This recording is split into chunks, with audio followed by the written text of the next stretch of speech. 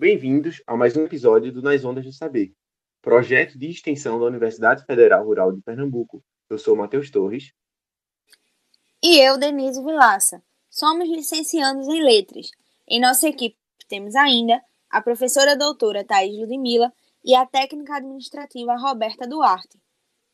E hoje temos como convidado o professor Elton Silva, da Escola Ministro Jarbas Passarinho.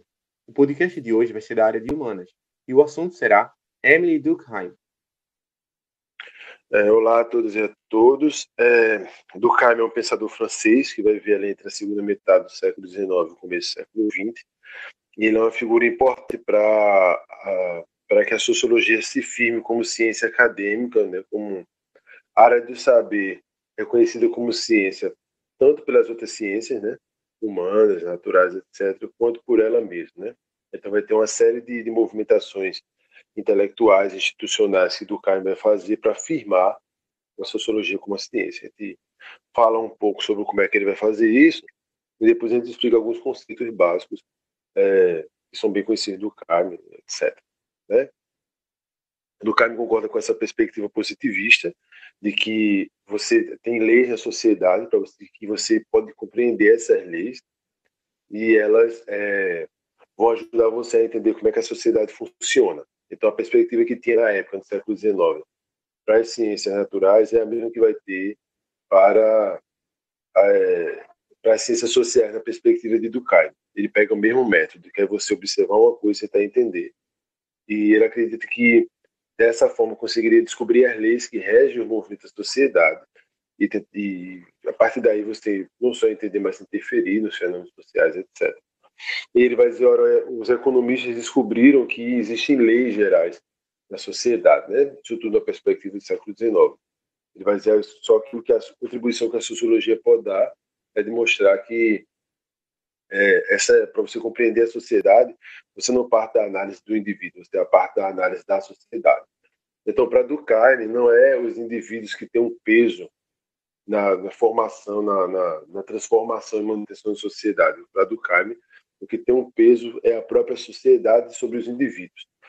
E ao longo do tempo, os indivíduos formaram a sociedade, as sociedades, essas foram crescendo, se transformando, etc. Só que não é...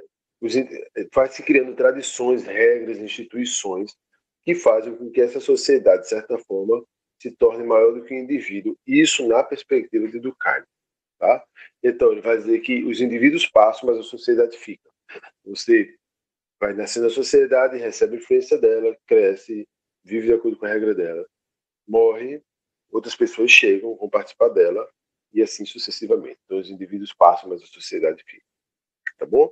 E para você entender essa sociedade, relembrando que tem peso sobre os indivíduos, são os indivíduos que interferem tanto nela, é ela que tem poder predominante sobre eles, tá?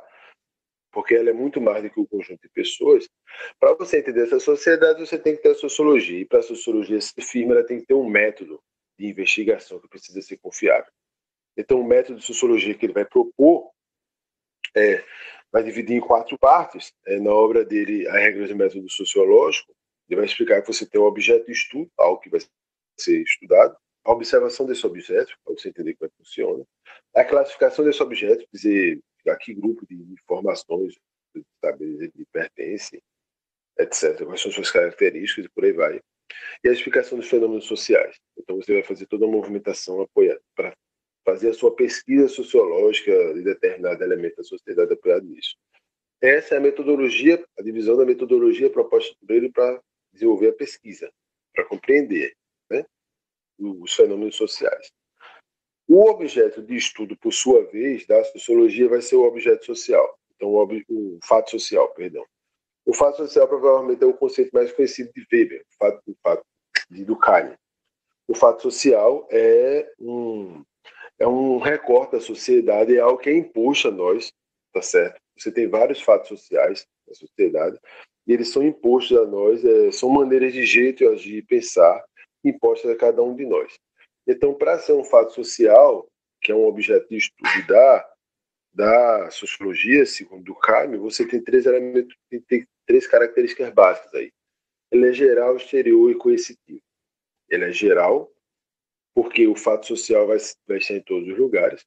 Ele é exterior, porque o fato social não nasce, o indivíduo não nasce com o fato social, o indivíduo aprende esse fato social em sociedade.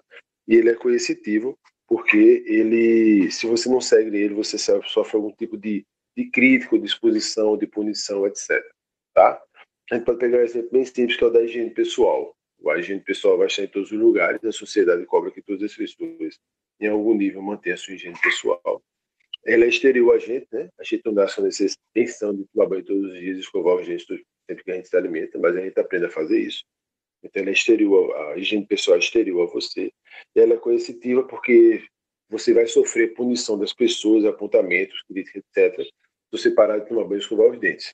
Isso é muito claro. Tá? Então você tem vários fatos sociais na sociedade e o papel da sociologia é estudar esses fatos sociais, usar aquela metodologia que ele propõe, que você tem objeto de estudo, observação, classificação, explicação dos fenômenos sociais. Você usa essa metodologia para entender os fatos sociais dentro da sociedade. E quando você entende os fatos sociais, você vai entendendo os fenômenos sociais que lhe permitem entender a sociedade e, por sua vez, lhe permite entender como é que essa sociedade forma e influencia os sujeitos que estão nela, que formam ela, são parte constitutiva dela. Tá?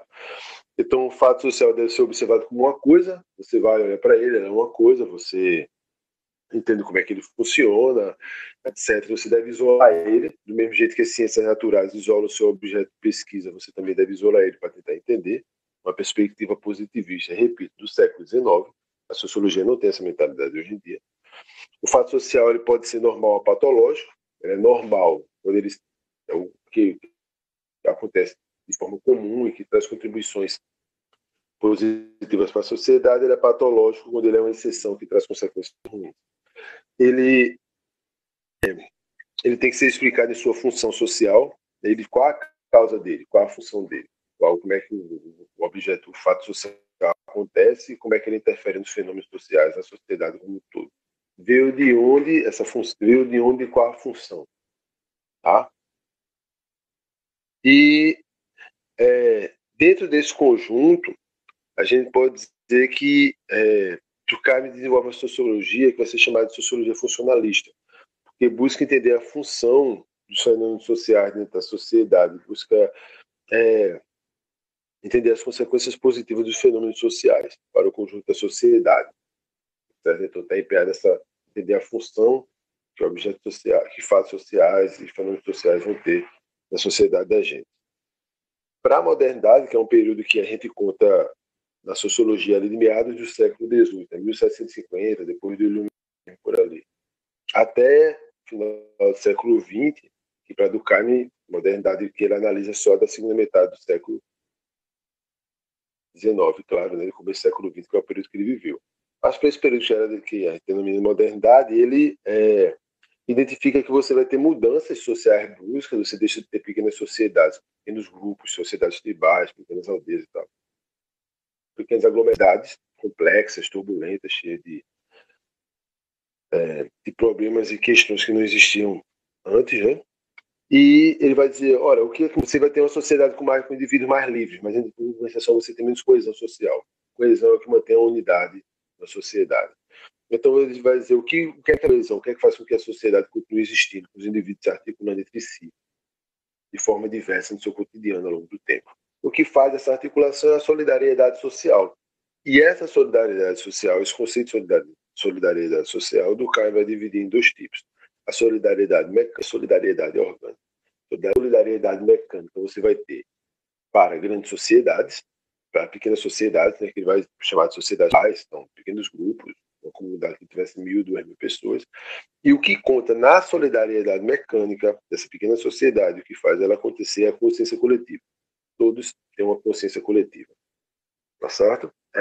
Ninguém pode tentar sair da regra.